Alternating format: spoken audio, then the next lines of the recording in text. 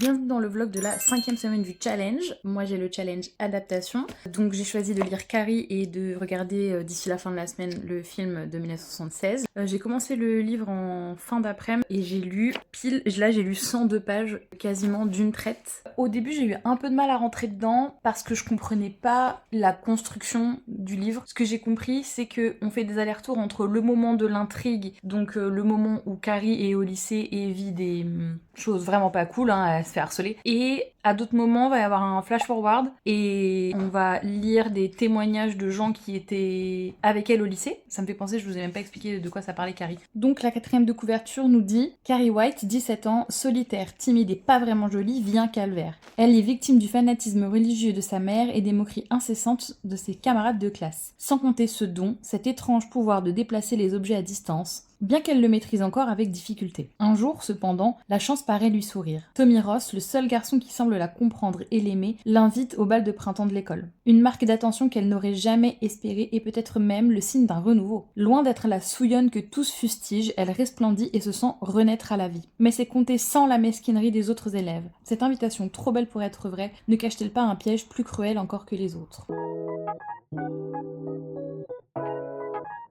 Je viens juste de terminer Carrie.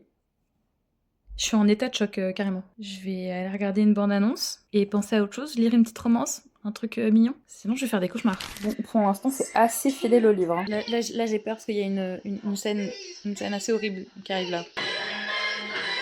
Pas aussi graphique que dans le livre, ça va. Il fait 70 000 milliards de degrés, mais c'est vendredi, donc c'est l'heure du bilan du challenge de la semaine. Donc cette semaine, j'ai lu Carrie et j'ai regardé le film. Bon déjà, ça se lit assez vite et assez facilement. Bon, il y aurait beaucoup de choses à dire, mais comme je dois aussi parler du film, je vais aller droit au but. Ça m'a surpris par bien des aspects. Je connaissais que de très loin l'histoire de Carrie. Ça parle notamment de harcèlement. Dans ma tête, c'était seulement une histoire paranormale avec une fille qui fout le feu à un gymnase. C'est horrible de voir à quel point tout le monde en fout plein la gueule à Carrie, et je trouve qu'on ne peut être que de son côté.